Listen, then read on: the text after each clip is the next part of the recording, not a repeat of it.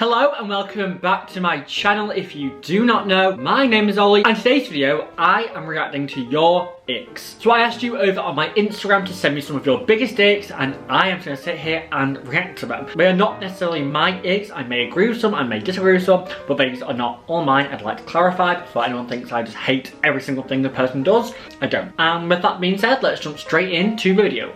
So number one, people who are not career driven, who complain about their job but do nothing about it. I kind of agree with that one. People who aren't career driven, I don't understand, because in the world we live in, your career, your income and all that, kind of for how you live your life. So if you're not career driven, I don't understand that personally, because I'm like, if you don't want to do your best in your career or have a good career or your dream career or something, what are you aspiring for and to do? There's a lot more in life important than your career, but 100% there is. But if you're not driven to have a good career or a happy career or something you care about, why? People who complain about their job but do nothing about it, 100%. That goes as a rule for anything. If you're complaining about something but doing nothing to change it, that is an ick. I will be honest, that is an ick, because complaining excessively in itself is a bit negative and draining for me. And so if you're complaining but doing nothing about it to fix that, why are you complaining? If you're not going to change it or fix it, like, just stop complaining. If you're not going to fix it, stop. I agree with that one. Number two, arrogant self-absorption, anything like that, and it's a no thank you. All for loving yourself, but not that much. Again, I do agree, it is a bit icky. I don't think that's necessarily an ick, more as just like a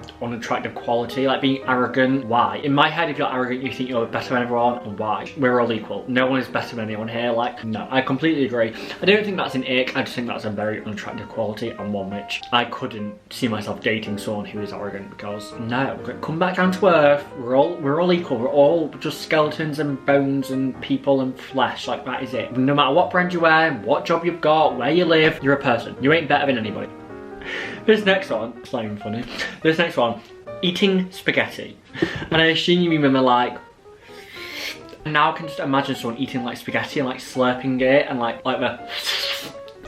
oh, I wouldn't call that an ick. If George was eating spaghetti, that's not an ick to me. And I can understand why it is. Like and the noise, the noise actually. The noise is an ick. The noise is an ick. The action, it isn't an ick. But that's a funny one. Someone else has put the word moist. And if you have been following me for like a while, you will know that is one of my favourite words. So I'm sorry if I give you the ick. But the word moist is... I'm sorry, I'm going to stop saying it because I know a lot of people hate it. But that word to me, I don't know what it is. I love it so much. I think it's because it's like, I like water, I like wet things, I like liquids. I'll be honest, I don't like dryness. But that word to me sounds wet and I like that. That sounds really weird. Moving on. This next one, oh no. No. This is such an ick, oh my lord. Your boyfriend calling you daddy in bed. Why? Why is that a thing? Who enjoys that? Who wants... No, I do not get that one little bit. If that's what you're into, good for you. I'm not judging you, I'm really not. And if you're into that, I'm happy. I'm glad you enjoy that. For me personally, if anyone calls me any family member, title, name, I couldn't even date someone with the same name as my family member. I just think it is odd to me that, like, no. I think it's just a boundary and I don't like crossing. For me personally, I find it strange. I don't understand it. If you do, good for you, but that to me is an ick. That is such an ick. Oh, giving me goosebumps, that one. This next one, we have put feet. I don't know if feet are an ick. I don't like feet. I really am not a big feet fan. Feet are so gross. When you just look at someone's foot, it's like, oh, feet. I mean, no one has nice feet, but some people do have more not attractive. Some people have prettier feet. I mean, none of these words are the right words, but I think you know what I'm trying to say. Some feet aren't as bad as other feet. We'll leave it at that. But feet as a whole, no. No. This next one I actually highly agree with. Long, dirty fingernails. I don't mind boys with long nails. If they're like pretty, nice nails, acrylics, whatever. I'm here for that. Do it, celebrate it, whatever. I don't care. And like when it's just your actual nail and it's long and dirty. Oh my gosh. No to the no. No. Dirty and long fingernails are so icky. I don't know what it is. I think it's just like, you do like, if I ask you for a drink, I'm gonna get that with dirty fingernails. No. I can't even talk about it. I can't talk about it. This next one, this isn't an ick to me. This is just highly unrespectful, highly unattractive, and I could never, ever be someone who does this. This is being rude to their mother. If it is just everyday family, standard, peaceful, happy family, and someone, boy or girl, anyone, is rude to their mother, I mean, it is any family member, really, it is. It's not just your mother, your father, whatever. But if you're rude to your mother, how? Like, that woman carried you for 9 months. She birthed you. The pain that she went through, like, I cannot understand how people are disrespectful to their mothers, because the things her body did and her head did and everything that body, like, she did for you to get you here, physically get you here, how can you not respect that? If someone is disrespectful to their mother, I personally would never date them, because I think if you can't respect your mother, who are you ever going to respect? That is my honest opinion on that. This next one probably is this is my top 3 biggest icks ever, but it really, really is. This one is lads. The worst kind of creature is the lad. Like, stop. Like, you don't need to prove your masculinity. You don't need to prove anything. Calm down, okay? Just calm down. I cannot deal with lads. You know, when they're just like chanting, beer, football hooligan kind of vibe, like just talk disrespectfully about women. No. You know, again, like, I just don't get it. I understand lad banter, but when it's lads, it's like, it's just too far. Lads are different to just a boy, a man, whatever. They're different things. I'm not insulting men, I'm insulting lads. Why? I don't get it. I really don't get it. This next one is one which I'm very guilty of, I can't lie. This one is cringy texting, and I understand why people find this icky. My best friend Meal, every time she sees my Andrew's messages, she is like, why on earth do you speak like this?